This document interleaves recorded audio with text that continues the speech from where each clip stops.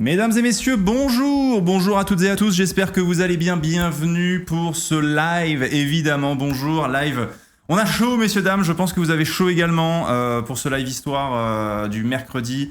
Franchement, je vous le dis, j'ai hésité parce que il fait tellement chaud dans le studio, c'est pour ça qu'on a une config avec un peu moins de lumière, on est un petit peu plus autour du bureau, parce qu'en fait, si j'allumais toutes les lumières, je pense qu'il ferait 40 degrés dans le studio. Mais on est quand même là et ça fait trop plaisir. J'espère que vous allez bien dans le chat et que vous avez la forme. Je suis avec Damien de la chaîne Relais Garé. Salut Damien. Coucou. Ça va ? Ouais, je suis très content d'être là, merci beaucoup. Et ben franchement, merci à toi d'être venu, d'avoir bravé la chaleur, parce que franchement... il fait chaud chez nous en région parisienne. Ouais, mais bon, écoute, ça se fait, hein, on a un petit ventilo là. Exactement, voilà. Tout à fait. On a mis le petit ventilo histoire de. Mais bon, on va suer, on va luire. Mais l'idée, c'était aussi que, dans le. Je me suis mis en mode, exactement. estival. Et pour les gens qui nous écoutent en podcast, effectivement, vous ne voyez pas, mais il y a un magnifique débardeur noir qui a été sorti par Damien pour cette. Alors que Théo est d'une classe extrême en toutes circonstances. J'ai mis ma chemise blanche. Effectivement, j'ai mis ma petite chemise blanche, tout à fait. Et donc, pour. Hop là, attends, je vais juste mettre. Est-ce que je mets le chat quelque part là ? Hop là, excusez-moi, bien sûr, on fait le réglage en direct. Mais oui, tout à fait, j'ai mis la petite chemise blanche, mais je vous jure que j'ai chaud. Mais ça va être un super moment, un très très bon moment de live, puisque et je suis très content d'accueillir Damien, déjà dans un premier temps, parce que c'est un sujet, l'histoire des religions, qui est passionnant, divers. On pourra évidemment pas tout aborder ce soir, mais l'idée c'est de donner des pistes de réflexion, de discussion. C'est un sujet qui est important aussi. C'est un sujet qu'on a commencé à traiter, notamment dans la vidéo qu'on a sortie lundi sur la chaîne YouTube. Damien, tu as très gentiment accepté de relire le script de cette vidéo, et merci beaucoup. Et en fait, quand tu as relu ce script et dans nos échanges, en fait, je me suis dit, mais ce serait trop bien que tu viennes parler de ce sujet avec moi, puisque tu es vulgarisateur. Les gens peut-être te connaissent par le biais d'Instagram et de TikTok, mais tu es doctorant en histoire des religions quand même. Ouais. Donc ça va être aussi intéressant de parler de ton sujet de recherche, de religion, de laïcité aussi. En plus, on parlera également de Marc Bloch, parce qu'il y a des choses très intéressantes à dire sur sa panthéonisation, puisque hier, effectivement, j'avais la chance d'être invité pour la panthéonisation de Marc Bloch. Pour ceux qui nous rejoignent pour les live histoires, eh bien, sachez que c'est notre rendez-vous du mercredi. On invite des historiens, des historiennes à venir parler de leur sujet de prédilection, de leur recherche. Et eh bien, on en parle en live, et c'est évidemment en rediff sur YouTube, sur Revenzi, le cercle de l'histoire, et également eh bien, sur Spotify, Apple Podcast, Deezer, toutes les bonnes plateformes de podcast. Donc n'hésitez pas à vous abonner si jamais vous voulez voir les précédentes vidéos et nous mettre des étoiles, ça nous aide énormément. Voilà, donc c'est toujours un plaisir. Setup un peu particulier pour ceux qui nous écoutent en audio, voilà. Mais bon, vous aurez une très bonne qualité malgré tout pour nous écouter durant tout cet entretien. Comment est-ce qu'on peut encore être team été en 2026 ? Bonsoir, c'est la très bonne question. Bonjour à ceux qui nous rejoignent. À peau de laine, merci. À peau de laine. Et force pour la thèse, Damien. Les gens, effectivement, parlent de ta thèse, puisque, comme je le disais, Damien, donc tu es vulgarisateur. Depuis combien de temps maintenant tu es sur les réseaux ? En fait, ça doit faire 4-5 ans que j'ai commencé sur YouTube, mais ça vivotait, j'avais pas trop les codes, j'avais pas trop la technique, etc. Et j'ai eu un déclic il y a 1 an et demi. Où je me suis... Attends, excuse-moi, je te coupe. Clément Viktorovitch qui vient de nous raid. Merci Clément. Merci beaucoup Clem, merci pour le raid. Bonjour à toutes et à tous. Bienvenue sur ce live histoire. Effectivement, on interviewe des historiens, des historiennes pour parler de leur sujet de recherche. On a la chance d'avoir Damien de la chaîne Relais Garé qui est doctorant en histoire des religions, plus particulièrement sur le judaïsme. Et donc, on va parler de laïcité, de religion ce soir, de Marc Bloch également qui est rentré au Panthéon hier. Donc, bonsoir à toutes et à tous. Installez-vous. Et voilà, on va passer 1h30, 2 heures ensemble avec Damien. Et donc Damien, que certains connaissent, parce que voilà, comme je disais, tu fais de la vulgarisation sur les réseaux. Et oui, et du coup, il y a 1 an et demi, j'ai eu un déclic où j'ai investi une meilleure caméra, un meilleur son, des meilleurs micros, etc. Et j'ai fait plus de montage et j'ai trouvé mon rythme dans les formats short. Je me suis investi à fond sur Instagram et c'est là que du coup ma chaîne a décollé. Et en fait, on peut dire que même si ça fait 4-5 ans que je suis dessus, en vrai, ça fait vraiment 1 an et demi que je me professionnalise dessus et que je me suis dit, tiens, en fait... La vulgarisation, c'est ce qui me plaît, c'est ce que je veux faire dans la vie, quoi. Et maintenant, du coup, par ce biais-là de l'expérience des shorts que j'ai, je vais commencer à réinvestir les formats longs sur YouTube. Il y a d'autres trucs qui vont se lancer, voilà. Carrément, c'est une très belle vitrine de toute manière, ces formats courts. Je pense pour toi, ça te permet, on va dire, de te faire découvrir ton travail. Donc ça, c'est, on va dire, la phase émerger de l'iceberg, donc cette partie Vulgarisation, ouais. vulgarisation. Ouais. Mais tu es doctorant Ouais. également. Ouais. Depuis combien de temps et sur quel sujet? Alors, du coup, c'était ma 2e année de thèse, là. Sauf que cette année-ci, j'ai été contacté par une maison d'édition pour écrire un livre de vulgarisation. Félicitations. À nouveau pour Félicitations. Qui devrait sortir, Inch'Allah, ou Bezrat Hashem, si on dit en hébreu, qui devrait sortir l'année prochaine, ce livre de vulgarisation en histoire des religions pour le grand public. Et donc, du coup, j'ai fait valider à mon collège doctoral d'avoir une année de césure pour écrire ce livre. Donc, je reprends officiellement ma 2e année de thèse l'année prochaine. Voilà. Des GG dans le chat, s'il vous plaît, parce que c'est quand même chouette de se dire que voilà, il y a des gens qui te contactent pour écrire des livres. Ouais. Il y a Nivos dans le chat qui dit de nouvelles vidéos sur la religion dans Dune avec la sortie du 3e film en décembre. Ah bah c'est pas impossible parce qu'il y a des choses encore plus que je voudrais peut-être creuser du côté du chamanisme dans Dune, etc. Mais en fait vraiment ce que je pense que je vais faire, c'est que comme à l'époque j'étais pas du tout sur les shorts, c'est surtout que je vais faire des shorts sur la religion dans Dune pour explorer différents aspects, peut-être même des aspects que j'ai pas explorés dans mes 2 vidéos longues sur le sujet sur YouTube, et je renverrai ensuite sur les vidéos longues. Voilà. Mais c'est vrai que moi c'est fascinant et c'est une œuvre qui m'avait happé pour cette dimension-là, clairement. Donc non, c'est pour ça moi je suis trop content qu'on t'ait, puisqu'effectivement on a sorti cette vidéo YouTube sur l'histoire des religions. Donc on essaie un petit peu de brosser dans les grandes lignes effectivement une sorte de chronologie extrêmement compliquée à faire, mais c'est surtout une manière un peu de dépeindre rapidement en 30 minutes. C'est évidemment très compliqué, mais c'était aussi des questions personnelles que je me posais sur la religion, sur le rapport de nos sociétés à Dieu aussi, sur est-ce qu'on est la première société à se déclarer majoritairement athée. C'était un peu de là de venir justement l'envie de parler des religions. Puis ensuite on a vraiment dérivé. Attention, la majorité se déclare sans religion. Sans religion. C'est pas tout à fait pareil qu'athée, parce que dans les catégories des sondeurs, sans religion, ça agglomère athée, agnostique et déiste. Oui. Donc, gens qui croient des trucs mais qui ne sont pas avec une religion. Donc, on est. Mais c'était bien parce que tu l'as bien dit dans la vidéo sur la dissémination du croire. On est de plus en plus avec des gens en fait qui croient en des trucs mais qui se déclarent sans religion, quoi. Exactement. Et puis aussi sur le rapport. Parce que effectivement, l'idée, elle est venue au moment de Pâques où on a eu des records on va dire de personnes qui sont baptisées notamment à la religion catholique, des adultes. Donc pourquoi, d'où est-ce que ça venait, et donc l'évolution de cette transmission de la religion. Donc on va y revenir un petit peu sur le concept même de religion, parce que là on rentre un peu dans le comment dire, dans le vif du sujet. C'est vrai que déjà la notion de religion, elle est aussi relative à la période où on est et à la zone géographique aussi où on se trouve. Ouais. Bah, en fait, le mot religion, déjà, il n'a pas d'équivalent dans les langues non latines à la base. C'est-à-dire que tu vas chercher en japonais, en arabe, etc. Il y a des mots qui s'approchent de ça, et puis des mots qui, avec le temps, ont fini par désigner la même chose parce qu'on vit dans un monde globalisé où tout le monde s'influence, etc. Mais à l'origine, il n'y a pas de mot équivalent strict. Donc déjà, c'est vrai que c'est né dans un contexte qui est très, très, très latin. Oui. Et c'est un sens qui a évolué à travers le temps, mais qui vraiment a pris un sens très particulier au 19e siècle, et on a un peu essayé de calquer ce mot-là. Bah, nous, on a des religions en France, en Allemagne, etc. On a le christianisme, on sait ce que c'est.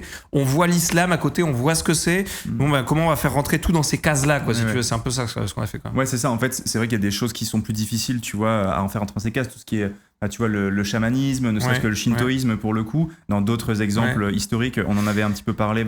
T'as la religion civique romaine aussi, qui est un peu particulière et qu'il est difficile de calquer avec notre vision. T'as le sociologue Talal Assad qui, lui, se porte en faux contre ce mot de religion. Dit qu'en gros, c'est un truc que les Européens ont voulu calquer sur le monde entier de force, mais qui n'a aucun sens dans nos sociétés. Et lui-même, il dit même dans le cas de musulmans, ça n'a aucun sens, parce qu'en fait, il y a une sorte de système global.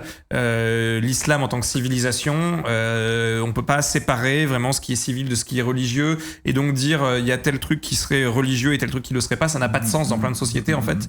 Et il dit que c'est une vision coloniale du monde. Moi, je dois dire que je suis pas totalement d'accord avec lui. Je pense quand même qu'on peut réussir à analyser des structures religieuses à travers le monde, à condition qu'on fasse un pas de côté pour justement pas considérer que juste une religion c'est un gros clergé comme l'église catholique, un truc très centralisé et tout. Si on fait ce pas de côté, ça voilà. Et c'est pas de côté en plus à faire en France, parce que en plus de ça, en France, on est un pays laïque avec une certaine laïcité, et on va y revenir d'ailleurs. Et Jean dans le chat nous disait est-ce que vous êtes croyant vous-même? Moi, je suis pas croyant pour le coup. Moi, c'est vrai que je réponds en règle générale plus à cette question, mais les gens qui creusent un peu sur mes anciens contenus peuvent retrouver des éléments de réponse à ça, des éléments de réponse qui sont plus vrais. Bon, on va se confier, on est entre nous. Bien sûr, évidemment, il y a personne qui regarde ça, il y a que nous deux, il y a personne qui regarde. Je confie que quand j'ai commencé à faire mes contenus, Si vous creusez un peu sur ma chaîne YouTube, vous verrez que je le dis, hein, j'étais très proche des calvinistes. J'allais un peu au temple, etc. Voilà, et j'ai évolué globalement. Maintenant, je suis totalement agnostique, mais vraiment à un point. C'est devenu tellement mon sujet d'étude que pour moi, c'est un truc d'intellectualisation totale. Il n'y a plus de foi pour moi. Je suis vraiment un agnostique 100%. T'es agnostique 100%, et donc tu le vois vraiment, toi, à travers... tu vois à travers tes études. Donc, on va évidemment y revenir. Et tu travailles sur quoi particulièrement d'ailleurs dans tes études, parce que tu peux pas juste être historien des religions, c'est tellement vaste. Ouais, et d'ailleurs, en fait, si je dois être honnête totalement, je suis pas historien des religions. C'est facile de dire ça parce que mon master, c'est un master en sciences des religions, mais mon sujet, je traite d'un sujet précis d'histoire juive qui en fait a pas grand chose à voir avec la religion, et c'est pour ça, quand on parlera d'ethno-religion tout à l'heure, ça a plus à voir avec le côté ethnique que religion de l'histoire juive. Mais bon, ma discipline s'inscrit quand même dans ce champ d'histoire des religions. Je travaille sur le monde séfarade, des juifs séfarades. Donc les juifs séfarades, c'est ceux, en gros, on dit, c'est des juifs qui ont été expulsés de la péninsule ibérique en 1492 après la Reconquista par les rois très catholiques. Sauf de Grenade. Voilà. Sauf que donc ces juifs, ils ont été expulsés dans plein d'endroits. Il y en a, ils sont allés beaucoup dans l'Empire ottoman, ils sont installés dans les Balkans, voilà, mais il y en a aussi qui sont allés au Maghreb, en France, en Italie. Il y a une grosse communauté historique à Londres et à Amsterdam aussi qui existe. Donc voilà, et ils ont développé dans l'exil, par nostalgie de l'Espagne qui s'est perdue, ils ont développé cette langue qui est le judéo-espagnol, qu'on retrouve dans différentes communautés. Donc moi je travaille sur ces séfarades-là, au XXe siècle, et plus précisément sur des séfarades précis, qui sont les séfaradistes. C'est un mouvement culturel et politique séfarade qui revendique un peu une spécificité, qui veut unifier le monde séfarade, parce qu'ils se disent... les juifs ashkénazes, donc les autres juifs, ceux de l'ère germanique et polonaise, eux, à ce moment-là, ils sont très nombreux, ils ont des grands intellectuels et tout, et nous, on est un peu économiquement défavorisés, on produit moins d'intellectuels, qu'est-ce qui se passe ? On va se réorganiser, on va revitaliser le monde séfarade. D'accord. Et c'est un peu leur but, de trouver un peu à défendre aussi la cause séfarade, à la défendre dans les pays dans lesquels ils vivent, pour améliorer leurs conditions de vie, mais aussi à les défendre face au mouvement sioniste, parce qu'ils considèrent que les sionistes sont dirigés par des Ashkénazes et favorisent les Ashkénazes dans les projets d'installation en Palestine mandataire. Et eux, ils disent non, on veut aussi que des familles séfarades puissent s'engager dans le mouvement sioniste, aller en Palestine mandataire, etc. Donc moi, je travaille sur ce mouvement-là précis. Je précise aussi un truc, c'est que les séfarades, quand ils sont installés dans tous ces endroits-là, en fait, il y a une partie de reconstruction après, c'est-à-dire qu'ils sont allés dans des endroits où il y avait déjà des juifs sur place. Ces juifs qui n'étaient pas séfarades, mais ils ont eu une influence culturelle tellement forte sur ces communautés-là qu'ils les ont séfaradisés, en fait, si tu veux. Et du coup, c'est pour ça que des juifs du Maroc, on va tous dire qu'ils sont séfarades, quand bien même, en fait, il y en a certains qui viennent de culture berbère et tout, voilà, parce qu'ils se sont un peu fait séfaradiser avec le temps. Et donc du coup, t'étudies dans le sens où leur production, est-ce que c'est une production culturelle ? Donc dans cette production culturelle, t'inclus quoi ? T'inclus des écrits philosophiques, théologiques, on va dire sociologiques aussi, sur leurs propres conditions, c'est-à-dire sur quoi, qu'est-ce que c'est finalement? Alors pour l'instant, je travaille sur les différents journaux des organisations séfaradistes, qui sont très intéressants parce que c'est aussi des bulletins de l'organisation, donc on a aussi accès au PV de leurs assemblées générales, etc. Et puis il y a différents membres qui font part de leurs réflexions. Et il y a dedans, il y a à la fois des articles qui vont être des fois des poèmes, des récits nostalgiques d'une vie perdue à Salonique. Il faut savoir que Salonique, c'était le bastion du monde séfarade jusqu'au début du XXe siècle, donc ce qu'on appelle Thessalonique maintenant en Grèce. C'était un endroit qui appartenait à l'Empire ottoman, où il y avait plus de juifs que d'autres catégories de la population. C'était un endroit où même les musulmans parlaient judéo-espagnol pour se faire comprendre dans la rue, et où même les musulmans et les chrétiens chômaient à Shabbat le samedi. Tellement c'était une influence, on appelait ça la Jérusalem de l'Est, quoi, si tu veux. Et ça a été laminé, la vie juive là-bas, suite à l'écartèlement entre la Turquie et la République de Grèce, parce que la République de Grèce, qui a récupéré Salonique, voulait avoir une vision nationaliste, helléniste de son territoire, qui dit en gros... Pour être grec, il faut être chrétien orthodoxe, et ça correspondait pas d'avoir cette ville juive au milieu. Donc ils ont mené des politiques antisémites ultra violentes pour contraindre les juifs au départ. Ils sont tous partis les uns après les autres, et les derniers qui sont restés sont morts dans la Shoah. 96% des juifs restants à Salonique sont morts pendant la Shoah. C'est des chiffres qu'on ne retrouve que en Pologne. C'est vraiment c'est un massacre total. Cette vie juive, elle a été laminée. Et donc la question là-bas, c'était... Non, la question c'était, est-ce que du coup tu étudies leur production culturelle ? Donc voilà. Et donc il y a plein de textes nostalgiques de l'enfance à Salonique, des recettes de cuisine, mais il y a aussi des textes philosophiques, des textes un peu ethnographiques, des membres du mouvement qui vont dans telle communauté séfarade à travers le monde et qui disent voilà comment ils vivent, voilà comment ils font leur rite, voilà comment musulmans, etc. Il y a aussi des textes de revendication politique. Oui, il y a des textes philosophiques. Enfin, vraiment, c'est un foisonnement, ces sources-là. C'est passionnant. Et moi, ça me passionne. Et maintenant, l'enjeu que j'ai, vu que j'ai terminé d'explorer tous les 2 journaux de l'organisation, c'est maintenant je vais devoir aller à Jérusalem et à New York choper des autres sources qui sont les sources internes et des correspondances internes des membres de l'association entre eux pour voir un peu les dessous aussi par rapport ça à va être intéressant aussi ce qui se dit, les questionnements, les inquiétudes. Absolument. Par exemple, et les inquiétudes tout au cours du XXe siècle, ça va être très intéressant à voir. Il y a Ergovius qui pose une question. Est-ce que les séfarades utilisent aussi l'hébreu ou que le judéo-espagnol ? En fait, l'hébreu, c'est une langue qui, avant la fin du 19e siècle, est très très peu utilisée par les différentes communautés juives au monde. C'est une langue qui est utilisée par les rabbins. C'est une langue qui est utilisée à partir du début du 19e quand même par des juifs qui sont un peu des intellectuels, des philosophes, comme Moses Mendelssohn, qui est vraiment un grand philosophe juif allemand. Ils vont commencer à s'intéresser à l'hébreu et à l'investir. Les intellectuels l'utilisent, échangent entre eux comme ça, mais c'est pas une langue de la rue, c'est pas une langue qui est parlée couramment. La langue qu'ils utilisent, c'est le judéo-espagnol, et le judéo-espagnol, c'est quoi ? C'est du castillan écrit en caractère hébraïque. Il faut être clair, hein. Ah oui. Avec quelques mots hébreux qui se baladent dedans, en plus. Quelques mots d'autres origines aussi, genre par exemple merci beaucoup, ils vont pas dire muchas gracias, ou ils vont pas dire toda rabba, ils vont dire merci mucho.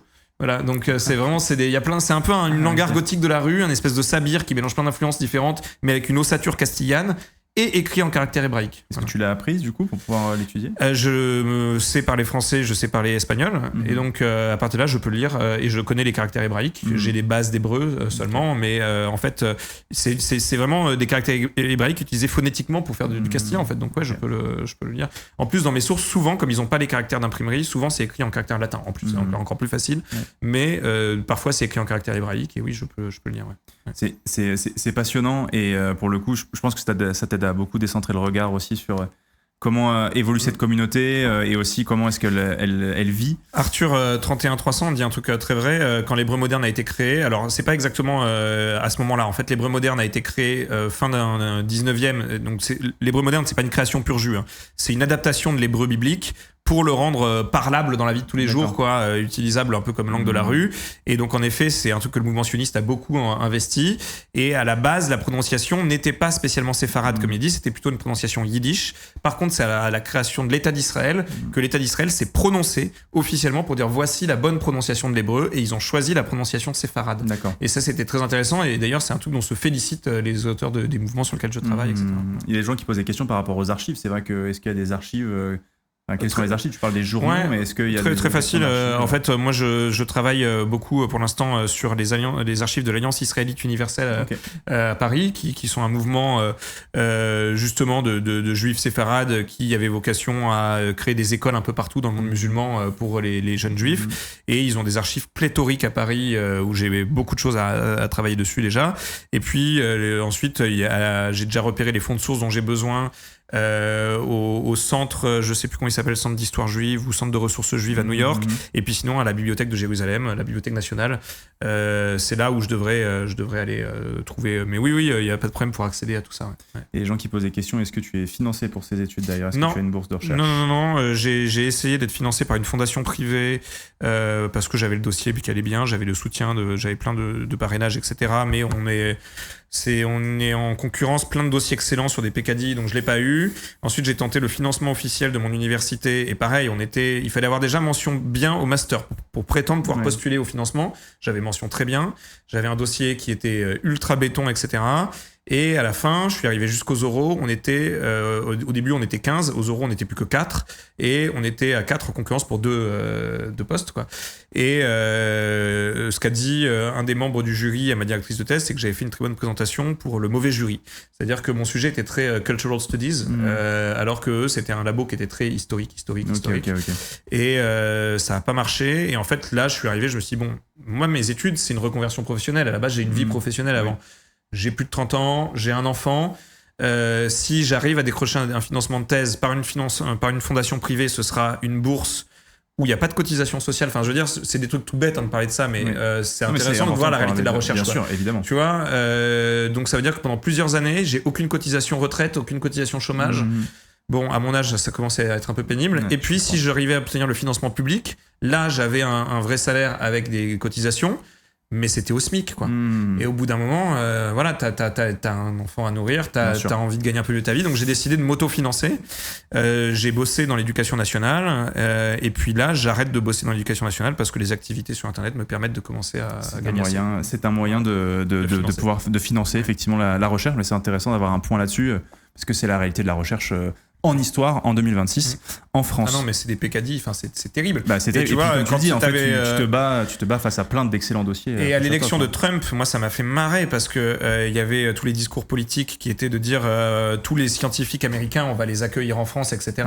Mais on a tellement pas d'argent pour payer la recherche en France. Qu'est-ce que tu veux accueillir des exilés américains? Enfin, vous pouvez venir si vous voulez pour les paysages, mais pour le reste, ça va être un peu compliqué. C'est fou, quoi. Non, mais en tout cas, cette histoire de la culture, effectivement, pose, je trouve, plein de questions, et je trouve qu'elle nous permet aussi un peu de décentrer le regard sur notre rapport en France à la religion, qui nous semble très acquis, mais en réalité, on se rend bien compte que quand on étudie l'histoire de la Troisième République, du début du XXe siècle, cette question de la séparation de l'Église et de l'État, qui intervient en 1903, 1905, à chaque fois j'hésite, 1905, voilà. En 1905, séparation de l'Église et de l'État, pose évidemment pour nous la question de la laïcité aussi, et la question de la laïcité, effectivement, nous on a l'impression que c'est une forme de mot universel et que tout le monde est assez raccord finalement sur ce qu'est la laïcité. Et je trouve que la laïcité définit aussi notre rapport à la religion et à Dieu. Et d'ailleurs, c'est intéressant. Est-ce que tu pourrais un petit peu justement remettre les choses à plat là-dessus? La laïcité en France lui est propre justement à la France. Il y a d'autres formes de laïcité qui existent.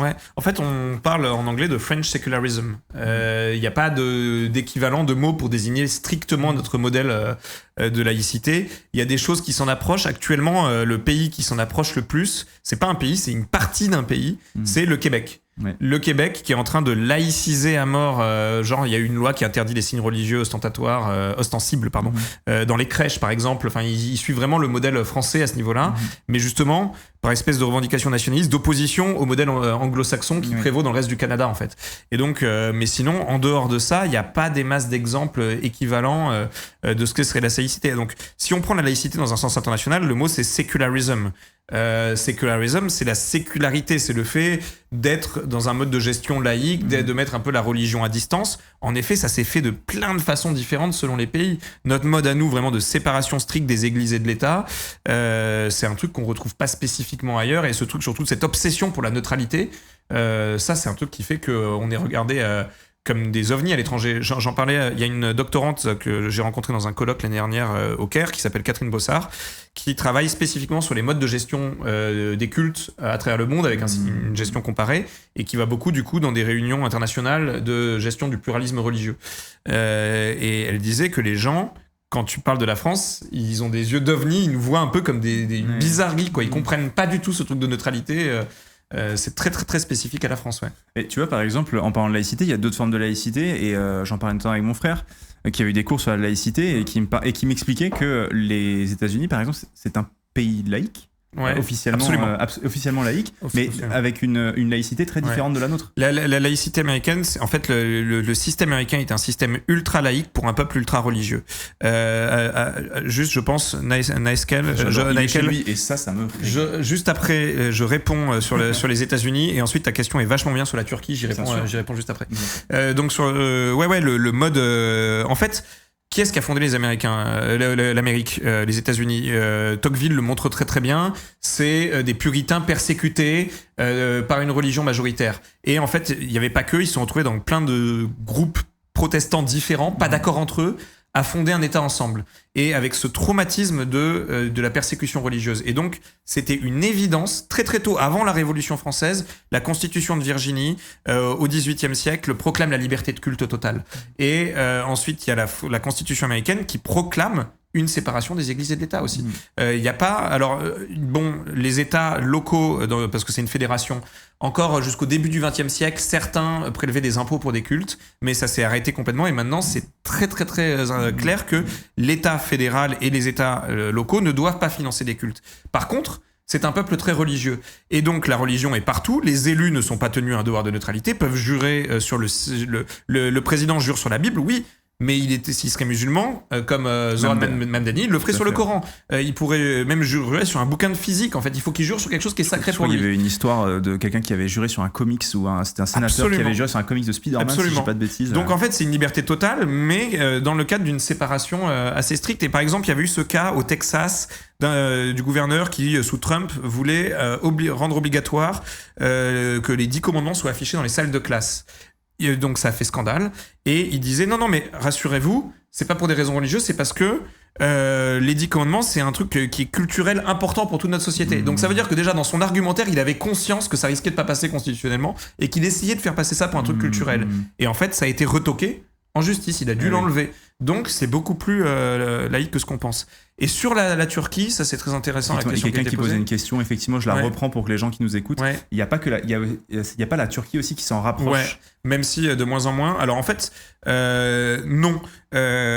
Atatürk, qu'on aime beaucoup en France décrire comme un grand laïc, c'est quelqu'un qui, en vérité, il était surtout obsédé par le fait d'avoir une unité ethnico-religieuse turque, et il voulait reprendre des éléments de l'État-nation et de la laïcité française. C'est marqué dans la constitution turque que c'est laïque, que l'État et les religions sont séparés, mais au chapitre suivant, il y a marqué que le bureau des affaires religieuses est en charge du bien-être spirituel du peuple turc. Et à travers ça, il y a eu une interprétation qui, dès le départ, a été très maximaliste de donner des pouvoirs à ce truc-là, qui a fait que comment ça s'est traduit ? Atatürk, il a fait en sorte que le salaire des imams sunnites de l'école juridique en vigueur en Turquie, je sais plus laquelle c'est, etc., soit payé par l'État. Tous les autres, non. Aucun autre culte. Donc déjà, il y a un problème. Nous, on trouve ça bizarre un petit peu. Et en plus, Atatürk vire tous les chrétiens et tous les juifs de la fonction publique. Je veux dire, et donc c'est vrai que maintenant on voit Erdogan, et c'est vrai que Erdogan il joue avec le feu, avec des mouvements islamistes, et il essaie de régner avec un côté très islam politique, etc., etc. Oui, d'accord, mais on a tendance à dire que c'est lui qui mettrait fin à une laïcité turque. C'est faux, cette laïcité turque n'a jamais existé en fait. Voilà. C'est nous qui projetons sûrement beaucoup. Voilà, mais en fait ça nous fait plaisir, c'est un peu un truc romantique de se dire bah oui, le Turc, ce grand peuple ami qui a choisi la laïcité parce qu'ils l'ont marqué en effet dans leur constitution. Mais dans les faits, c'est un mode de gestion complètement différent. Et du coup, c'est quoi les grandes règles, qu'on fasse un rappel global, c'est quoi les grandes règles de la laïcité en France ? Parce qu'on a un petit peu parlé justement de la Turquie, on a parlé un peu des États-Unis. Et le problème de la laïcité en France, c'est que pendant très très longtemps, elle n'a pas eu de définition légale. 1905, il n'y a pas le mot laïcité qui apparaît une seule fois. Le mot laïcité, il apparaît dans des débats politiques, il apparaît autour de l'école. On dit on va laïciser, mais laïciser, ça veut dire enlever du religieux. On sait pas trop. La Constitution de 58, pardon, marque dans son prologue la France est une république sociale et laïque, sans dire ce que c'est être laïque. Oui. En fait, on a dû attendre super longtemps. Dans les années 2000, il y a eu des décisions du Conseil d'État ou du Conseil constitutionnel, d'ailleurs, je sais plus, le Conseil constitutionnel, qui ont dit un truc qui avait commencé à s'imposer un peu dans le débat intellectuel déjà, que la laïcité, c'était 3 points. La laïcité, c'est premier point, la séparation des églises et de l'État. Voilà. Pas de financement. Pas de financement, etc. C'est la liberté de croire ou de ne pas croire, qui se traduit en droit par un besoin strict d'égalité et de liberté des citoyens. Voilà. Si tu n'es pas libre de choisir ta religion, tu n'as pas cette... voilà. Donc, et puis, il faut que toutes les religions soient traitées de façon égale. Et le dernier point, c'est la question de la neutralité des espaces aussi. Voilà, c'est ces 3 piliers-là qui font... les espaces publics, donc... Alors, pas tous les espaces publics, de la neutralité de l'État. De l'État. Et des espaces liés à l'État, vraiment, les bâtiments étatiques, etc., des collectivités. Mais dans la rue, il n'y a aucun besoin de neutralité. Dans la rue, c'est pas un espace public qui a à être neutralisé, quoi. Voilà. Ouais, c'est ça, les espaces liés à l'État. Je reprends un peu des questions aussi que vous posez un petit peu dans le chat, parce que vous êtes très curieux et ça fait vraiment très plaisir, donc merci beaucoup pour ça. Est-ce que de la laïcité spécifique à la France et au Québec, est-ce qu'il y a aussi derrière une spécificité avec un athéisme ou un agnosticisme plus fort que dans ces pays ? En gros, est-ce que c'est parce qu'on serait plus athée, plus agnostique dans ces pays qu'il y aurait ce mode de gestion ? Je pense pas, parce que si tu vois alors d'ailleurs, j'ai une copine qui a bossé spécifiquement sur le mode de gestion des cultes en République tchèque. Il faudrait que je lui pose la question sur comment ils gèrent les cultes là-bas, mais je sais qu'ils ne les gèrent pas exactement comme nous en France. Et pourtant, si tu prends les statistiques en Europe, c'est en République tchèque qu'il y a le plus d'athées et d'agnostiques de toute l'Europe. La Chine, officiellement, on n'a pas de statistiques religieuses. Officiellement, c'est un pays qui est 100% athée. Donc, c'est un point noir sur les cartes des cultes, etc. Mais ils ont un mode de gestion des cultes qui lui pour le coup est dans la négation et le contrôle des religions, qui est très particulier, qui est encore différent d'une autre.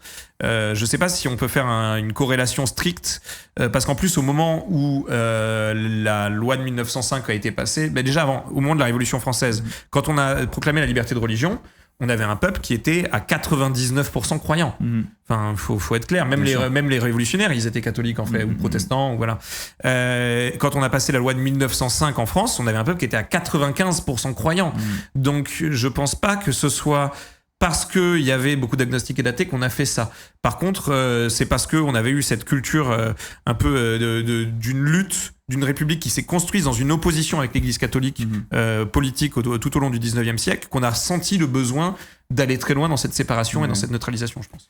Voilà, on essaye il y a beaucoup de questions, c'est hyper intéressant. J'essaie un peu de les lire, de les reprendre, mais les spécificités de traitement des religions en France sont liées à la Révolution en France ou sont aussi inspirées d'autres événements. Je pense à 1848, à la récupération des arbres de la liberté ou des débats de la fin du 19e siècle sur l'anticléricalisme.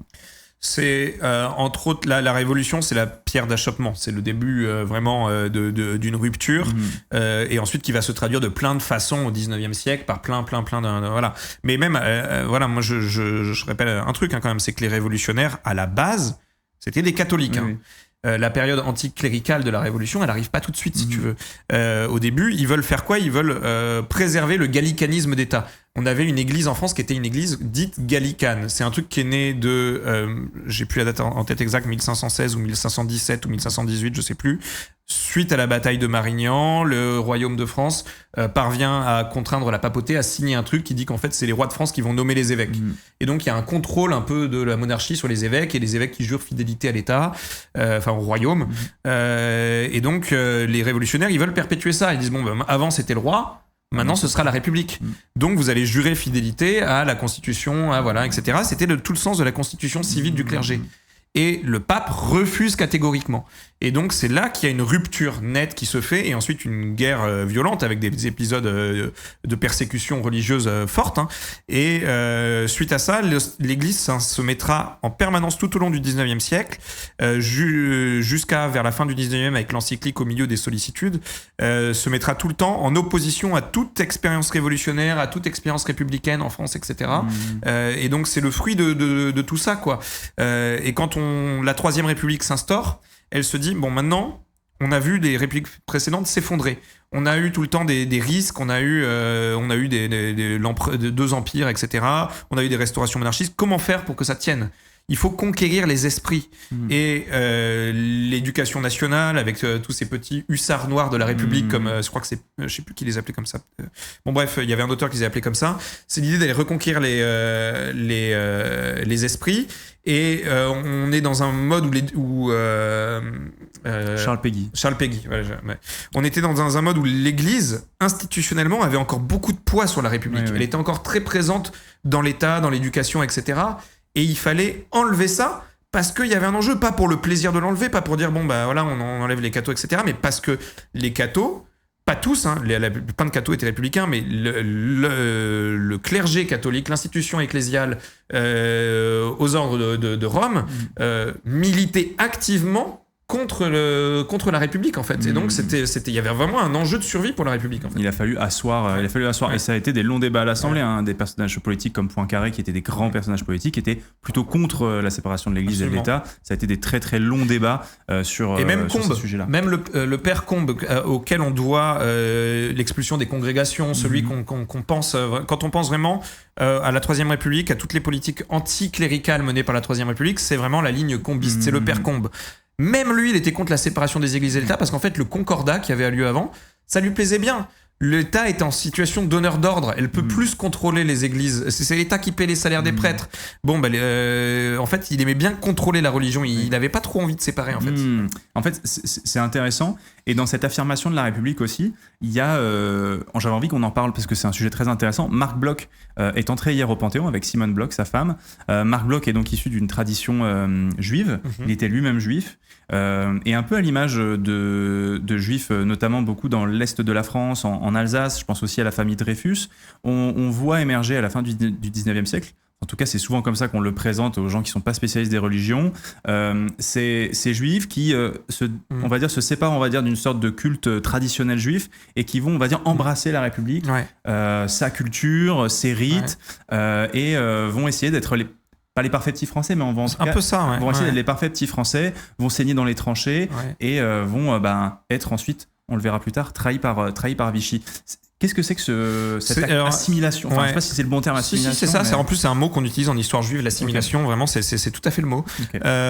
Martin Cohen, qui a travaillé sur le sujet de ce qu'on appelle le franco-judaïsme, dit que au cours du 19e siècle, on a basculé de l'israélitisme au franco-judaïsme. L'israélitisme, c'est quoi? C'est les juifs émancipés par la Révolution et ensuite avec le consistoire créé par Napoléon.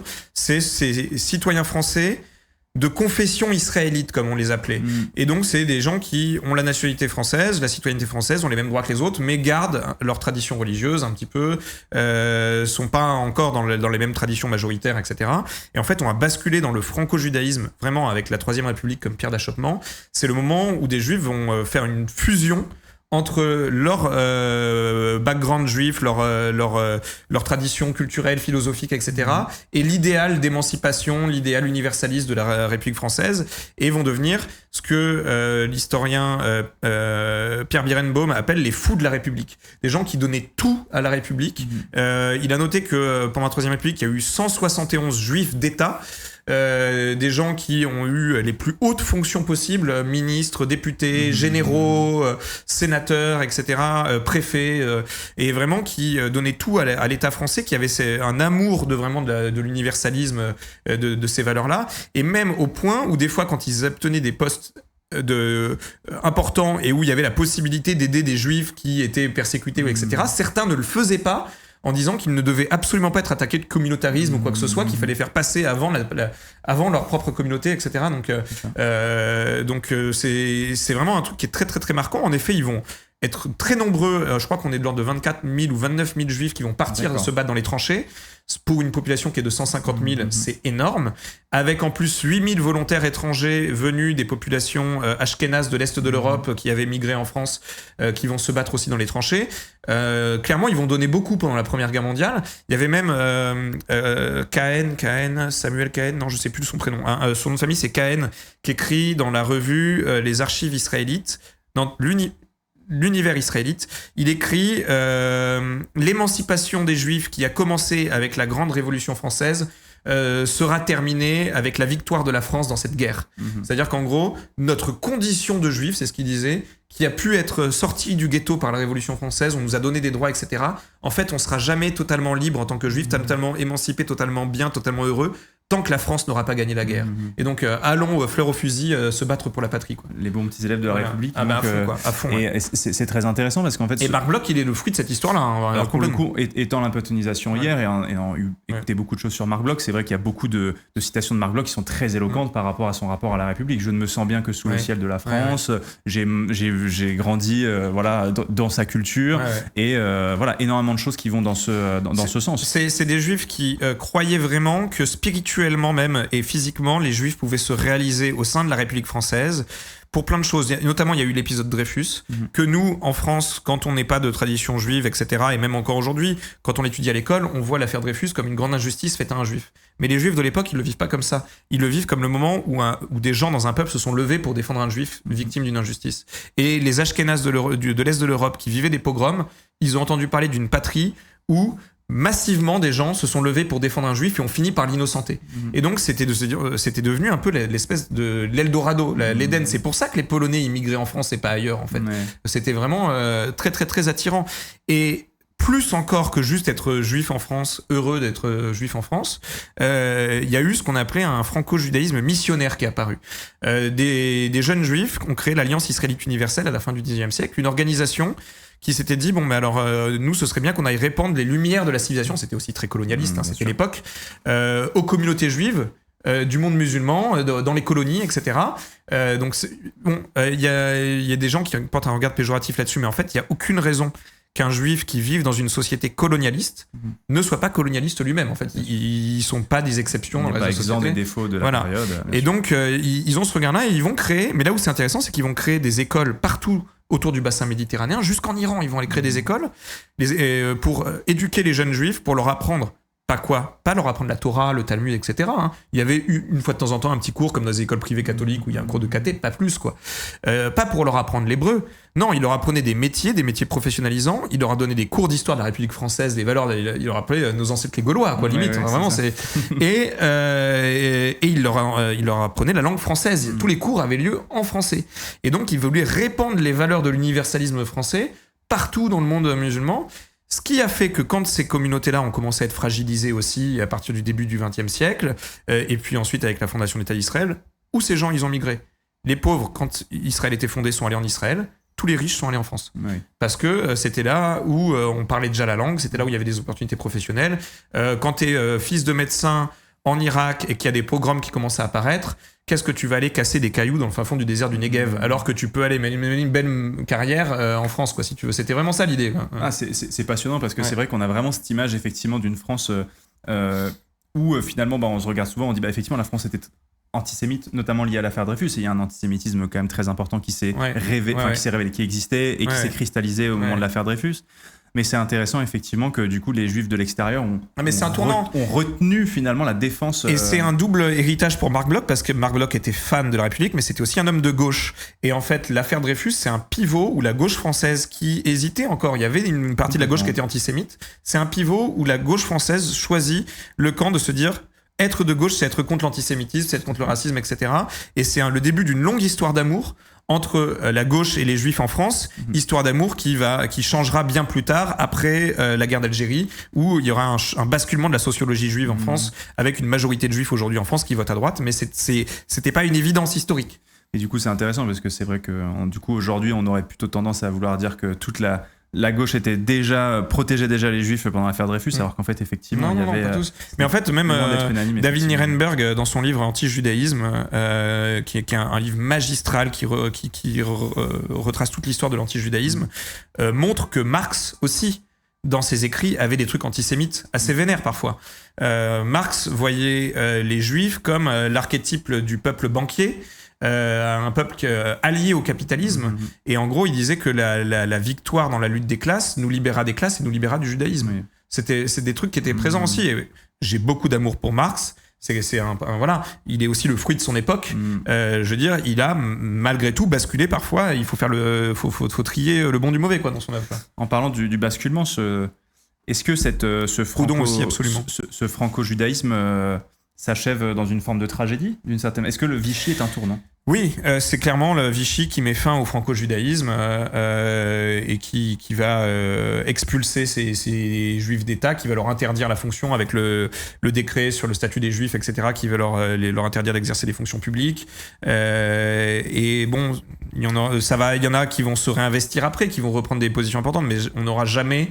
Et puis il y a quelque chose de brisé aussi. Je veux dire, c'est pas pour rien que beaucoup de juifs sont partis en Israël aussi. C'est-à-dire que quand tu as beaucoup donné à un pays et que tu t'es senti trahi, oui, il y a encore une histoire des juifs avec la République qui n'est pas finie. Il y a des nouvelles générations de jeunes juifs qui s'investissent à fond dans la France, qui voient pas du tout leur avenir en Israël, etc. Mais déjà démographiquement, il y a eu une chute. Et puis oui, il y a un truc on peut plus maintenant dire, quand on est juif en France, même les juifs qui sont les plus heureux de vivre en France et qui croient, je pense à un rabbin que j'aime beaucoup, qui s'appelle Émile Ackerman, qui dit tout le temps que sa vie, elle est en France, que c'est important que les juifs soient en France, qui se voit pas du tout aller en Israël, etc. Bon, je pense que même lui, qui est le plus francophile possible, il dira jamais que on est sûr totalement que dans l'histoire française, il y aura plus jamais de persécution contre les juifs, quoi, si tu veux. Il y a toujours ce risque. J'avais un copain qui me disait... être juif, c'est toujours avoir une valise de prête au cas où. Et que ses grands-parents les avaient élevés comme ça, d'avoir toujours, alors bon, pas forcément physiquement exactement, mais d'être toujours prêt à l'idée de se dire qu'on peut être expulsé du jour au lendemain. Ses grands-parents étaient égyptiens et ont connu les persécutions sous Nasser. Ils étaient complètement antisionistes, ils étaient communistes, ils voulaient pas du tout aller vivre en Israël, ils se sont fait expulser quand même, quoi. Si tu veux. Donc, punaise, la phrase est terrible. Et en plus de ça, tu parlais de la France terre d'accueil pour les Juifs, et notamment dans les statuts des Juifs, il y a aussi le fait qu'on va déchoir de la nationalité certains Juifs dits étrangers parce qu'ils étaient seulement depuis quelques années français. Oui, et puis ça d'ailleurs c'est un des grands trucs de Zemmour de dire ah oui mais on a Pétain a protégé les Juifs français, bah oui mais en même temps il avait retiré la nationalité française à beaucoup de Juifs avant. Donc, et puis en fait même des Juifs français ont été aussi persécutés, donc c'est... Après il y a beaucoup aussi de ce truc pourquoi il n'y a pas eu les mêmes chiffres de la Shoah en Pologne qu'en France. C'est aussi parce que je pense qu'il y avait aussi une vision colonialiste des Allemands qui considéraient, et je pense à raison, que la France était un pays très développé, avec un peuple assez sécularisé, qui aurait peut-être plus tendance à défendre ses Juifs, et même si on en a livré beaucoup, etc., et qu'il pourrait aller moins loin, que la Pologne qui voyait comme une espèce de... Les Polonais, ils voyaient comme des esclaves, comme des gens vraiment à coloniser, où là, en fait, ils s'en foutaient qu'il y ait des charniers devant les Polonais, ça les a choqués, ils en avaient rien à faire. Et en plus, ils se disaient, à juste titre, que les Polonais étaient un peuple ultra-catholique et très antisémite. Et il y a des endroits... Alors là, je prends l'exemple de la Lituanie, mais il y a eu des cas comme ça en Pologne. En Lituanie, quand les nazis sont arrivés, les gens sont sortis d'eux-mêmes de chez eux pour aller choper des Juifs et pour les tuer, etc. D'eux-mêmes, avant même que les nazis fassent quoi que ce soit. En Pologne... Il y a eu des cas vraiment comme ça aussi de Polonais à fond pour livrer des Juifs, pour les tuer, etc. Le dernier pogrom d'Europe, il est arrivé en 1948 en Pologne parce que les gens n'étaient pas contents de voir les Juifs survivants des camps revenir chez eux. C'est fou. Donc il y a vraiment un antisémitisme religieux en fait très très très présent, quoi. Il me semble aussi que c'est Yann Kershaw qui en parlait dans un de ses livres et qui expliquait aussi que la destruction totale de l'État, déjà il y a le rapport racial qui est fondamental pour expliquer les violences, mais il y a aussi la destruction complètement de l'État aussi qui fait que... On avait encore un État en France. On avait encore un État en France, bien que collaborationniste évidemment, mais la suppression des corps intermédiaires comme la police, où il y a quand même, il y a certaines études qui montrent aujourd'hui que certains policiers ont aidé certains juifs notamment à s'évader. Et donc en fait, effectivement, c'est pas tout gris ou tout noir, c'est-à-dire il y a la police française effectivement a participé, mais pas tous les policiers. Certains ont aidé certaines familles juives, etc. Et en fait, le fait qu'à la fois, il existe encore des corps intermédiaires qui existent, à la fois aussi que il y a du coup cette capacité d'entraide encore qui existe aussi en France, a permis d'avoir des chiffres minimes par rapport à ce qui s'est passé dans l'Est de l'Europe. Mais on aurait pu faire mieux, comme en Belgique ou au Danemark, par exemple, qui sont des modèles... Ou en Albanie. En Albanie, ah oui, ok, je savais. Albanie, le seul pays d'Europe où il y a plus de juifs après la guerre qu'avant la guerre, parce que les familles musulmanes ont été ultra investies dans le fait de protéger, accueillir, et il y a eu du coup des réseaux de toute l'Europe qui ont envoyé des juifs se planquer en Albanie. Ah, c'est fou. Ah, punaise, je ne savais absolument pas pour l'Albanie. On parle souvent effectivement du Danemark comme le modèle de protection des juifs en Europe pendant la Seconde Guerre mondiale. Je regarde un petit peu. Vous pouvez me redonner la rêve du livre sur l'anti-judaïsme Anti-judaïsme de David Nirenberg. Nirenberg, Nirenberg. Donc non, je trouve que c'est un sujet qui était hyper intéressant parce que c'est un sujet un peu que je vois latent, tu vois, le franco-judaïsme, et qu'on revoit à travers des grandes figures comme Dreyfus, comme Marc Bloch, et c'était intéressant d'en parler. Aussi, il y a un sujet qu'on a rapidement évoqué dans la toute fin de la vidéo, qui est l'ethno-religion. C'est un terme qui est de plus en plus présent dans les recherches sur l'histoire des religions. Est-ce que tu peux nous expliquer un petit peu ce que c'est que ce concept d'ethno-religion ? En fait, le mot, il n'est pas tout le temps présent tel quel. Il y a des chercheurs qui vont parler d'ethno-religion, d'autres qui vont parler de ethnicisation du religieux. Hervé Léger, il y a ça dans son dictionnaire, par exemple. Il y a des gens qui vont parler de groupes ethno-religieux. Tu vois, c'est d'unité ethno-religieuse. Mais en fait, ce qu'il faut comprendre, c'est qu'on est très orienté dans une vision de ce qu'est une religion par le modèle dominant qu'on a en France. Le modèle dominant qu'on a en France, c'est une religion universaliste, le christianisme. Cette religion, elle s'est constituée à la base par des juifs qui disaient on va convertir un autre peuple, on va convertir les Romains. On va arrêter, par exemple dans les Actes des Apôtres, il y a ça, il y a est-ce que on a le droit de manger du porc ou pas ? Est-ce qu'il faut se circoncire ou pas ? Les apôtres, ils discutent entre eux et ils disent non, parce que le message du Christ, c'est pour toute l'humanité, c'est pas que pour le peuple juif. Donc, en fait, ce qui compte, c'est la circoncision du cœur, c'est la foi, quoi, en gros. On va s'appuyer sur la phrase de Jésus, ce n'est pas ce qui entre dans la bouche qui le salit, c'est ce qui en sort. C'est pas parce que tu manges du porc, voilà. Et donc, on va essayer de convertir d'autres. Donc, l'idée, c'est vraiment que c'est la foi qui unit. Et d'ailleurs, dans le sens du mot religion, on est passé vite, mais il y a deux étymologies. Relegere, c'est l'étymologie latine qui était en vigueur dans cette religion civique romaine. C'est Cicéron qui donne cette étymologie au mot religion, qui dit que relegere, c'est parce que ça veut dire relire. la religion, c'est relire les signes divins, relire les oracles avant d'agir. En fait, la religion, c'est un truc qui est très bureaucratique, c'est un truc qui est très de rite, quoi. Tu vois, tu fais ton rite, t'as ton oracle, tu sais ce que tu dois faire, tu pèses le pour et le contre en fonction de ton oracle, et ta vie s'organise en fonction de ça. Lactance, auteur chrétien du IVe siècle, lui dit non, ça vient de religare, qui donne son nom à ma chaîne, qui veut dire relier à. Et donc une religion, ça devient quelque chose qui relie à Dieu. Okay. Et ce qui nous configure dans notre religion, c'est non, pourquoi je dois louper ce... Non, je sais pas. C'est notre foi. Et donc à partir de ce moment-là, n'importe qui de n'importe quel peuple peut devenir chrétien. Et on va convertir plein de peuples dans l'Europe.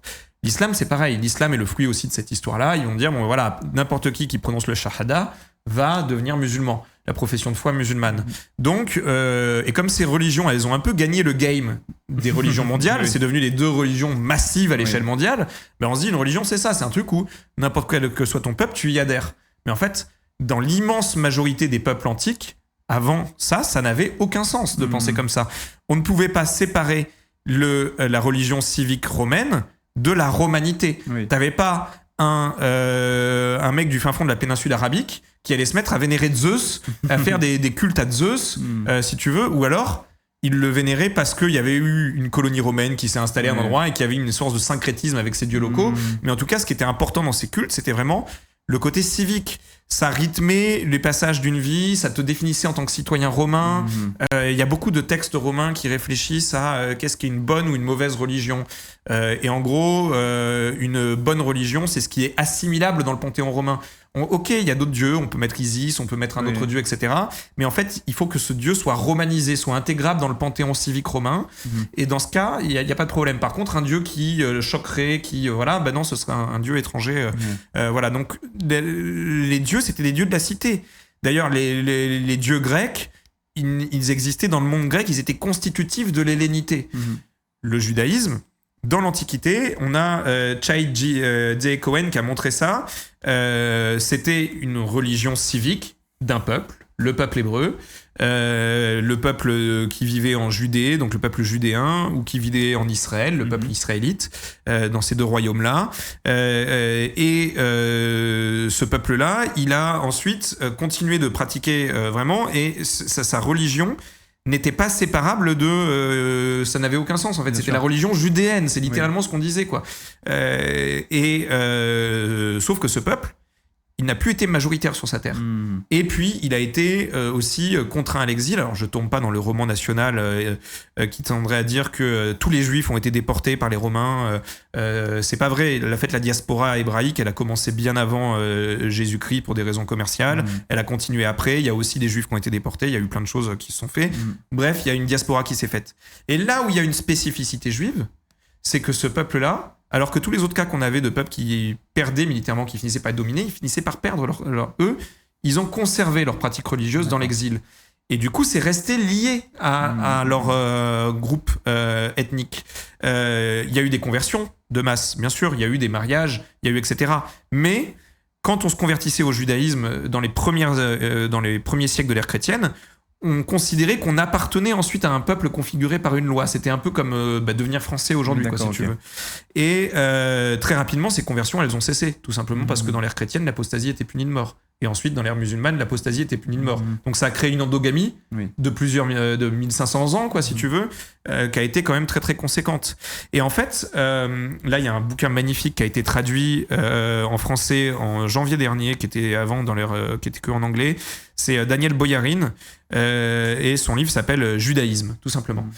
Il explique que le mot judaïsme, en tant que religion, qui serait équivalent au christianisme, à l'islam, etc., c'est un truc qui est inventé par les chrétiens à partir des pères de l'Église progressivement et puis surtout du Moyen-Âge, parce que les chrétiens, comme ils voulaient se définir en tant que modèle de « nous sommes une religion », ils avaient besoin d'un modèle d'un modèle en négatif pour dire ce qu'ils ne sont pas. Pour se définir soi-même, voilà. Des fois, il faut définir un C'est ça. Et donc, nous sommes une religion, vous les Juifs, vous êtes une autre religion.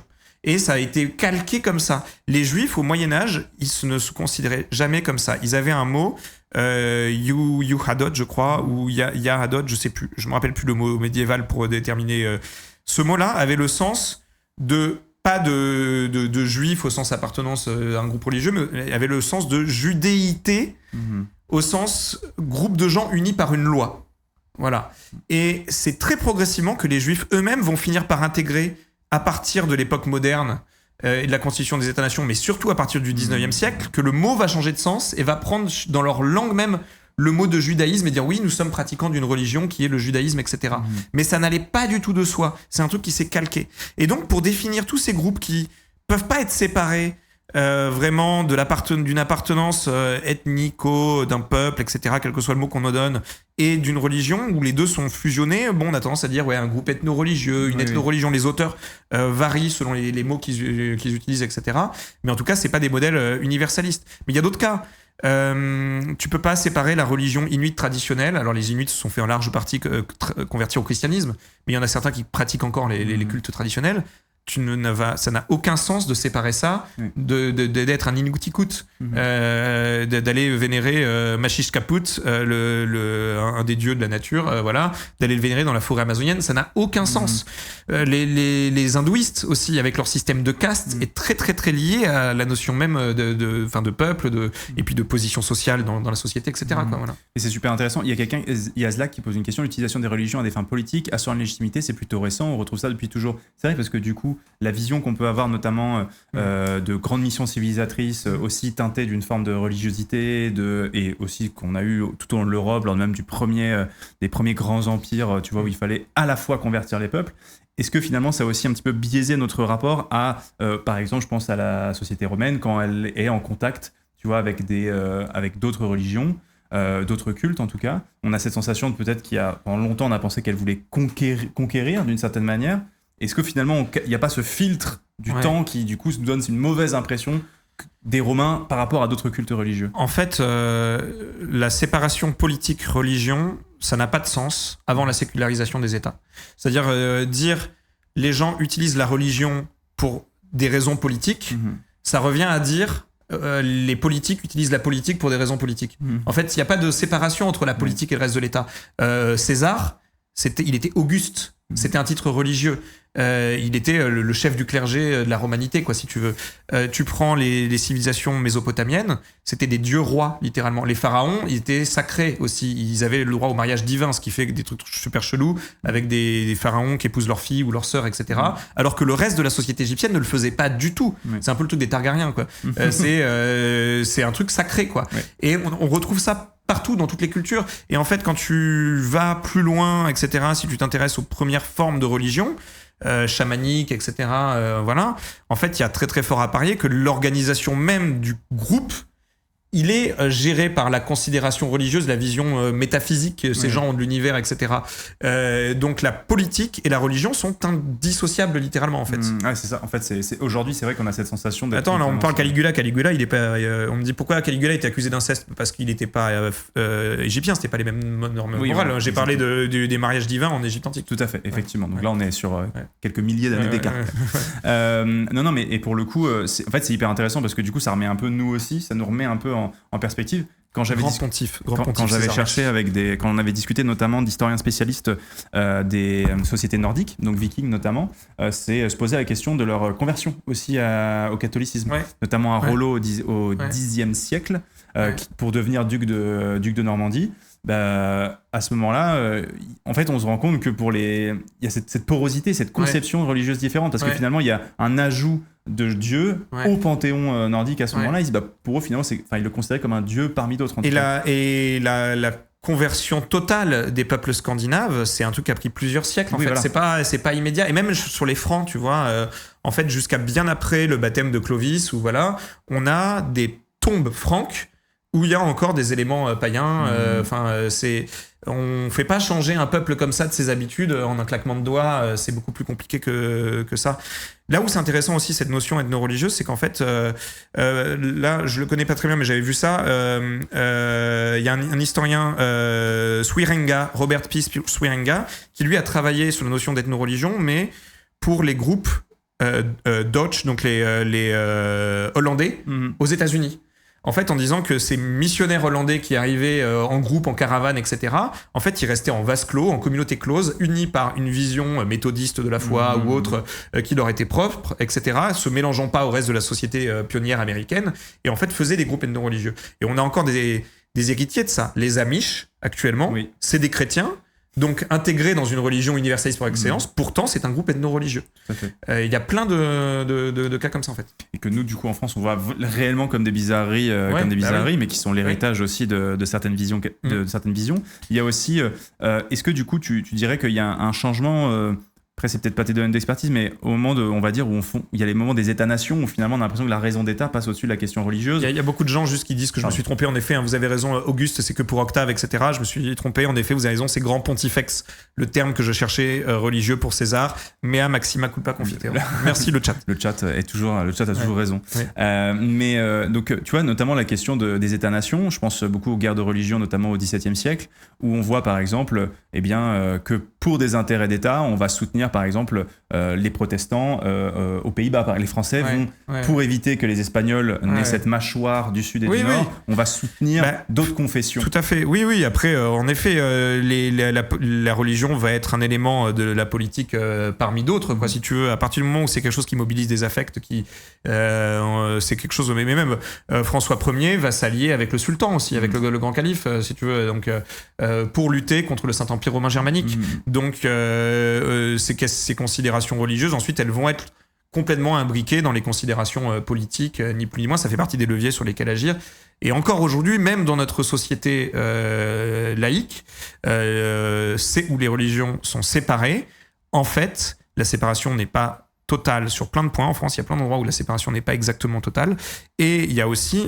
Comme quoi, par exemple ?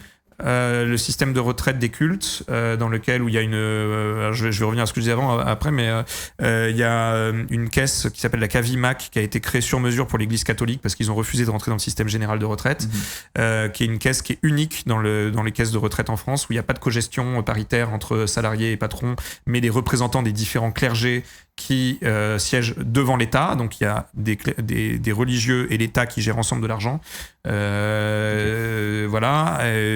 Avec d'autres cultes qui s'y sont mis, les témoins de Jéhovah qui sont rentrés dedans, etc.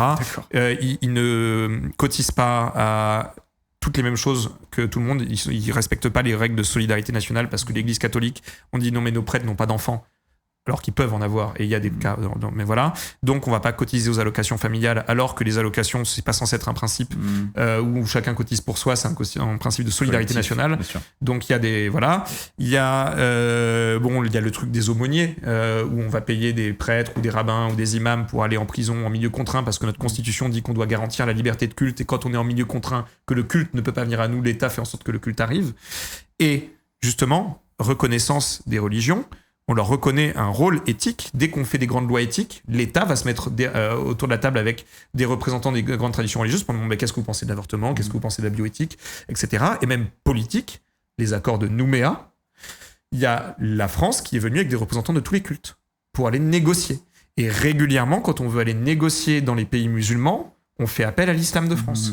Donc on sait reconnaître un rôle politique aux religions en France aussi, et utiliser ça encore dans notre République laïque séparée. Encore aujourd'hui. Et c'est vrai qu'aujourd'hui, mais c'est intéressant parce que c'est vrai qu'aujourd'hui c'est la République qui semble aujourd'hui tellement accepter et nous lier dans des valeurs qui semblent un petit peu communes, mais du coup c'est vrai qu'essayer de comprendre ces ethno-religions, c'est essayer un petit peu d'imaginer une infusion dans ces relations, justement, où on se dit c'est notre tronc commun de valeurs. Et d'articulation de rapports politiques, sociaux, culturels. Sur les lieux de culte aussi, le financement des lieux de culte, on peut pas financer les lieux de culte, ok. Alors on a trouvé récemment aussi le truc de dire on finance à titre d'activité culturelle, d'accord, mais il y a pas que ça. Il y a, en fait, après la Seconde Guerre mondiale, il y avait plein d'églises qui étaient détruites. Il y a eu aussi une urbanisation record avec des nouveaux quartiers, des nouvelles populations qui arrivaient. Il y avait besoin de construire de nouvelles églises. Et puis plus récemment, on se rend compte qu'il y a plein de musulmans en France qui n'ont pas de mosquée. Comment on fait ? Il y a des systèmes de baux amphithéotiques par les collectivités territoriales qui sont donnés aux cultes pour leur permettre de construire à des taux avantageux, etc. et d'avoir des gestions de terrain, quoi, qui sont des trucs qui sont réservés que aux cultes en France. Et donc il y a vraiment des trucs où en fait on dit la République ne reconnaît pas les cultes, mais elle aménage plein de trucs quand même particuliers pour leur permettre de... Oui, je vois. Donc évidemment, on les ménage un petit peu, évidemment. J'essaie de voir un petit peu vos questions. Est-ce que la compétition religieuse est un prisme pour comprendre les conflits entre États ? Spoiler, non.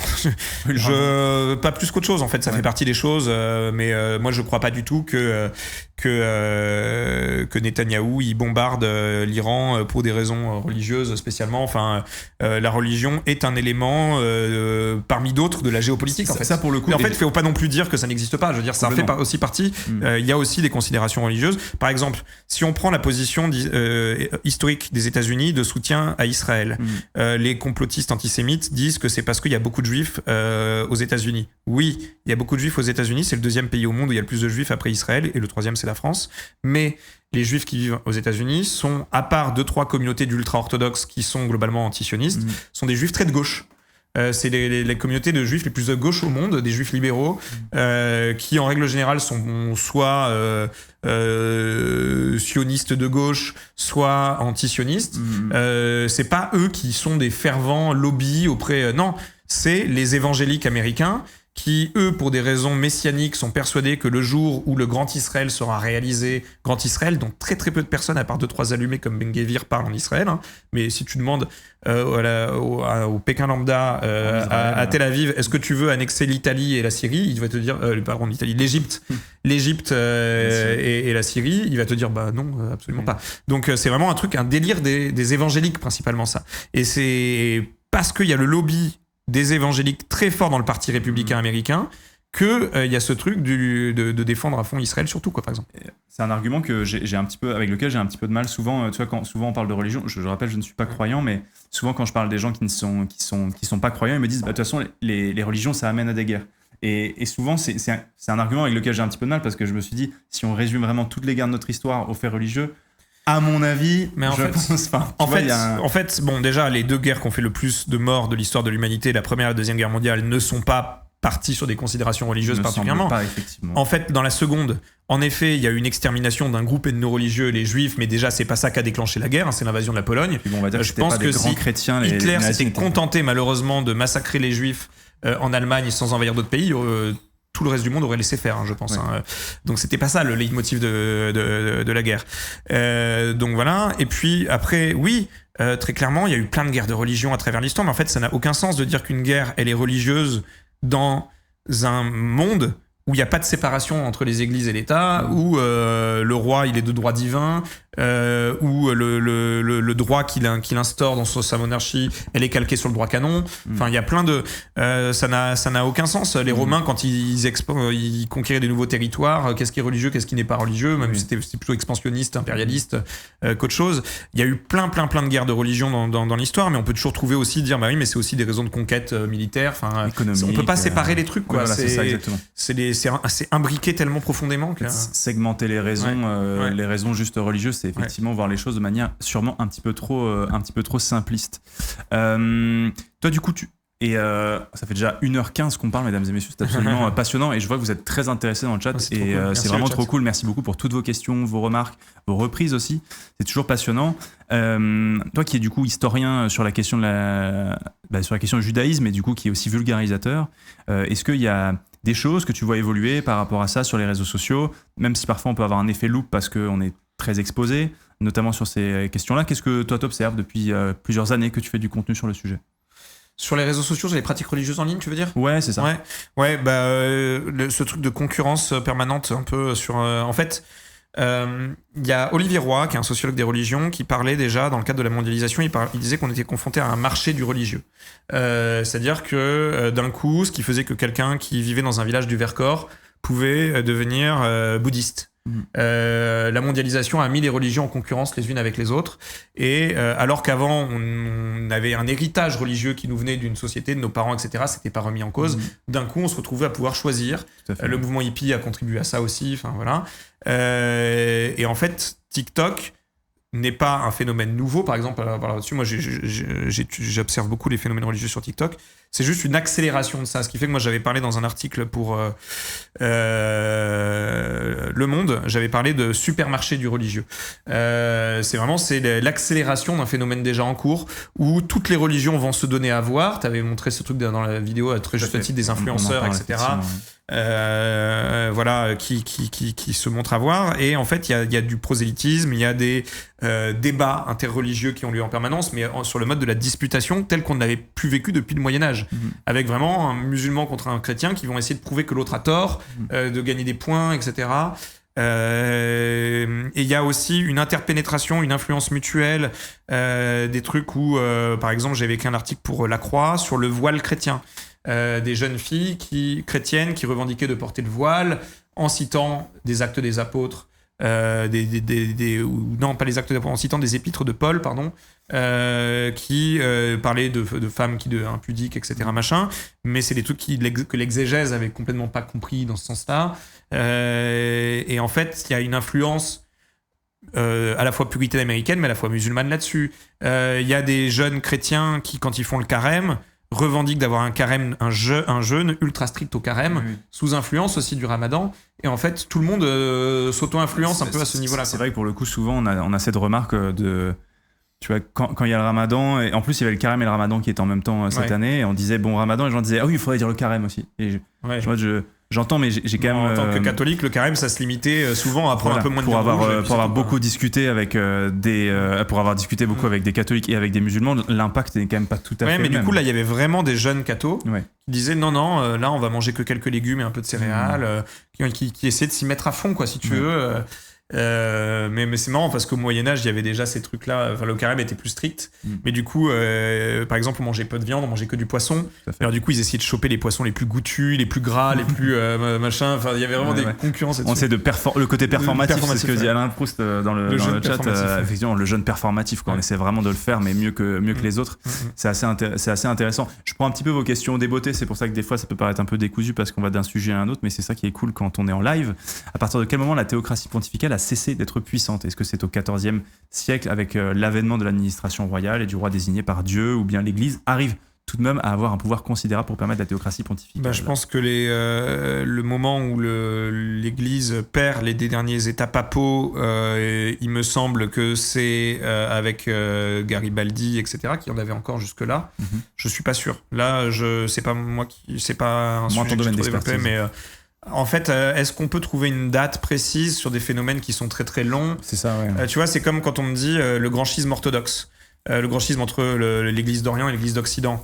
On dit 1054, le grand schisme. En vrai, l'éloignement, il avait commencé avant, il continue après, et il y a encore des gens qui après se considèrent encore unis. C'est des phénomènes qui sont tellement longs. En effet, la construction de l'État royal participe, mais les papes ont encore une véritable importance. Regarde, et même jusqu'au 19e siècle, t'as l'affirmation de l'infaillibilité pontificale. Et encore, quand tu vois la nomination de Jean-Paul II, on peut pas dire que ça n'a pas eu d'influence politique sur le bloc de l'Est. Il y a aussi encore aujourd'hui une influence politique des papes qui est pas qui est carrément moindre par rapport à la théocratie pontificale d'avant, mais qui existe encore. Il faut imaginer que déjà que le christianisme met des siècles à s'inséminer partout dans la société, on imagine aussi que notamment de la papauté, évidemment, mais des années, il n'y a pas de il peut y avoir des tournants, mais pas des basculements radicaux qui se mettent en place. Voilà. Mais écoutez, on touche doucement mais sûrement à la fin de ce live. Merci beaucoup, Damien, d'être venu nous voir. C'est un grand plaisir. C'était vraiment un plaisir d'échanger avec toi sur ce sujet. Alors là, très très content. Merci. Tu fais un très très beau travail. Moi, je disais, je te suis surtout sur YouTube. Je trouve que tu as vraiment un talent de narrateur qui est incroyable. Et puis en plus. Gentil. Au profit de trucs sourcés et solides universitairement, tu donnes beaucoup la parole aux historiens. C'est vraiment parce qu'on en connaît des gens qui font des beaux récits, mais à partir de trucs un peu bancaux. Là, c'est pas le cas, donc vraiment, ça fait plaisir. On essaye, on n'est pas parfait, on fait des petits écueils de temps en temps, mais on essaie quand même d'être le plus carré, carré possible, d'être le plus sourcé. Les gens auraient aimé que ça dure plus longtemps, mais justement. J'ai un truc. Alors sur ta vidéo sur les religions. Tout à fait. Tu m'avais demandé de le relire, etc. Je suis très content parce que franchement, ça prouve aussi que t'es à l'écoute de des autres créateurs.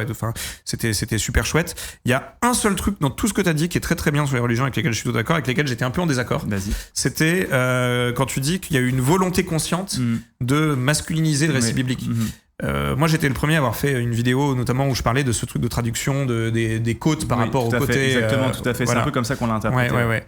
Et moi, je pense pas qu'il y ait de volonté consciente. Je pense qu'il y a une succession de suites de traductions faites dans des contextes sociaux donnés, dans des contextes de plus en plus patriarcaux. Parce que je pense pas qu'un moine du Moyen-Âge va consciemment traduire un texte qui est central pour lui, mal, quoi, si tu veux. C'est quand même un texte qui configure entièrement toute sa foi.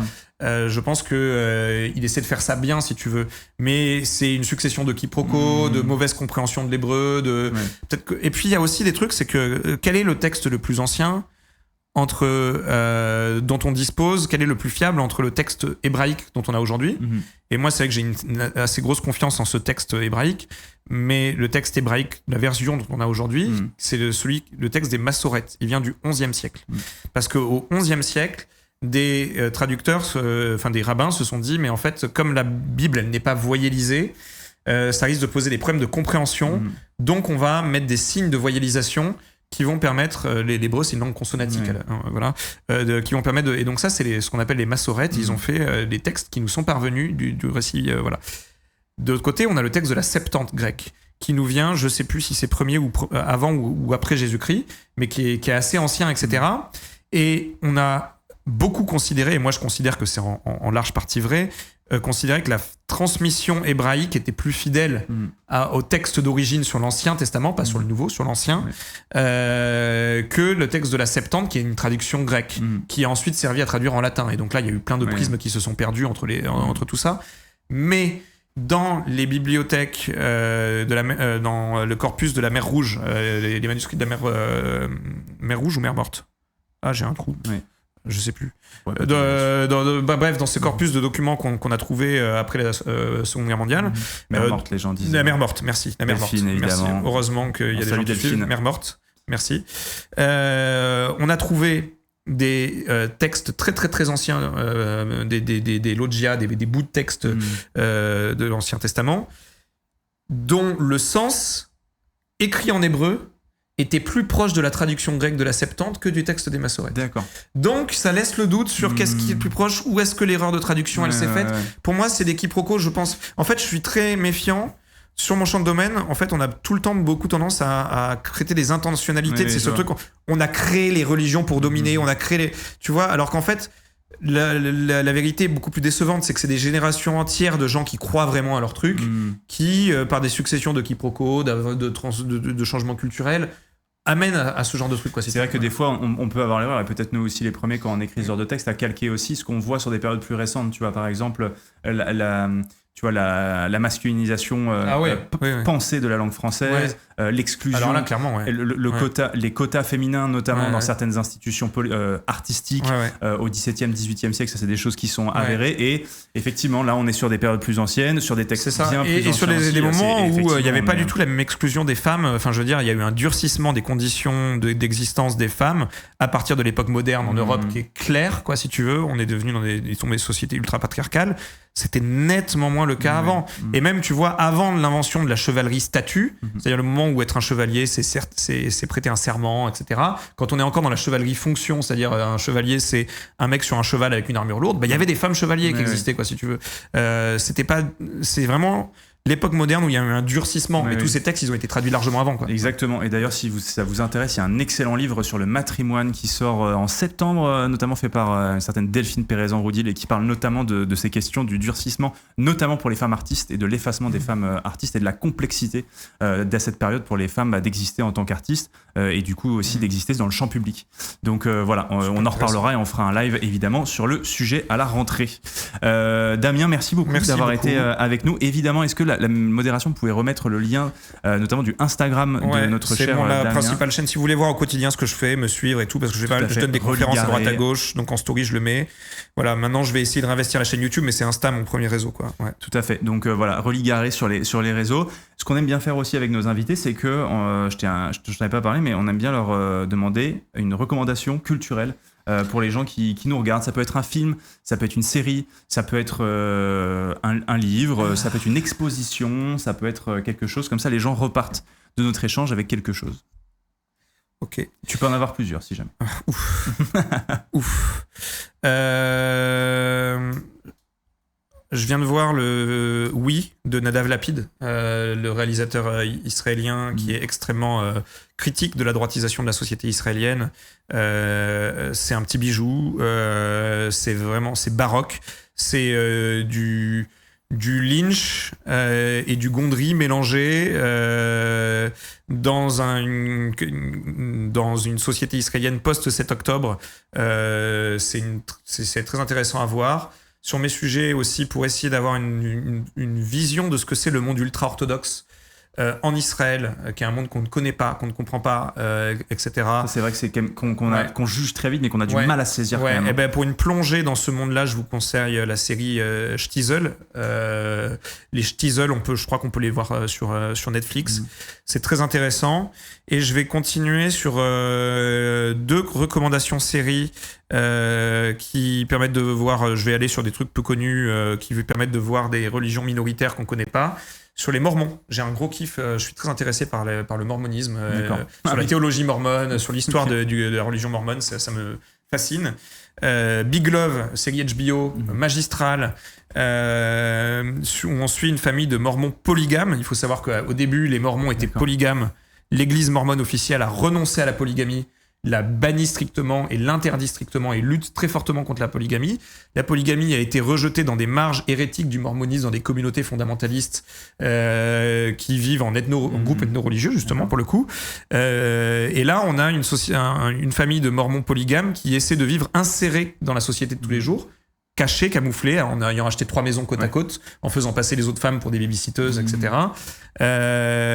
Et c'est très intéressant parce que on a certaines de ces épouses qui vont évoluer vers des considérations de syncrétisme entre le mormonisme et le féminisme, des trucs qui nous paraissent complètement très étonnant. Chelous. Oui, très chelou. Et en fait, quand je regardais ça, je me disais, mais c'est n'importe quoi, sauf qu'en master, j'ai lu un bouquin d'histoire du mormonisme de Bernadette Rigar-Sellar, qui était l'ancienne dirigeante de mon master, qui a travaillé sur place à Salt Lake City et qui a rencontré des mormons polygames camouflés dans la société de tous les jours, qui faisaient exactement ça, faire passer des secondes épouses pour des babysitteuses, machin, etc. Et il y a en plus, j'ai appris ça, en effet, des femmes, des sœurs épouses, dans certains milieux polygames un peu hippies dans les années 70, qui ont développé des pensées féministes, des espèces de sœurs épouses, hein, de matriarcat dans la polygamie, etc. C'est complètement barjot. Et en fait, cette série, c'est une pépite, c'est un bijou. C'est ultra bien filmé et ça nous plonge dans cette société avec des trucs qui en fait sont réels, qui existent vraiment. Est-ce que tu peux redonner ce nom ? Big Love. Big Love. Et franchement, tu m'as eu. Je suis très très curieux d'aller voir. Pour ceux qui veulent. Voilà, en tout cas, vous avez plein de recos à aller suivre.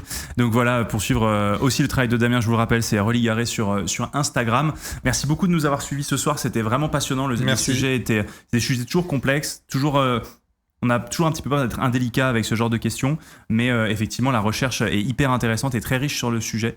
Donc voilà, sachez que du coup, on a notre vidéo sur la chaîne YouTube qui est sortie, si jamais vous voulez faire un prolongement de la discussion que nous venons d'avoir. Pour ceux qui nous ont rejoints, déjà un grand merci à Clément Viktorovitch pour le raid. Donc bienvenue à celles et ceux pour qui c'était le premier live histoire. On le rappelle, tous les mercredis, on fait des lives avec des historiens, des historiennes pour venir parler de leur sujet de prédilection. Là, c'était Damien qui est venu donc vous parler de ses recherches, mais pas que. Parce que je suis vulgarisateur aussi. Fait, oui, tu es vulgarisateur aussi. En fait, là, dans ce qu'on a parlé ce soir, on a parlé un tout petit peu de mon sujet de recherche, tout à fait. Où j'ai ma casquette d'historien, et tout le reste que j'ai dit, c'est plus ma casquette de vulgarisateur. Tout en fait. Il faut être clair aussi, il ne faut pas que les gens croient que je fais des recherches sur les sources primaires sur tous ces sujets-là. Quoi. Exactement. Donc voilà, merci beaucoup d'être venu et tu as très bien porté ces 2 casquettes en même temps, même si tu n'en as qu'une sur la tête. En tant que chauve, il vaut mieux que j'en porte plusieurs. À l'heure actuelle, le prochain live histoire, d'ailleurs j'en profite, ce sera le 22 juillet. Le prochain live histoire avec un invité, ce sera le 22 juillet, ce sera avec Priscilla da Silva. Silva, et on va parler de la première femme candidate à la présidence de la République en France.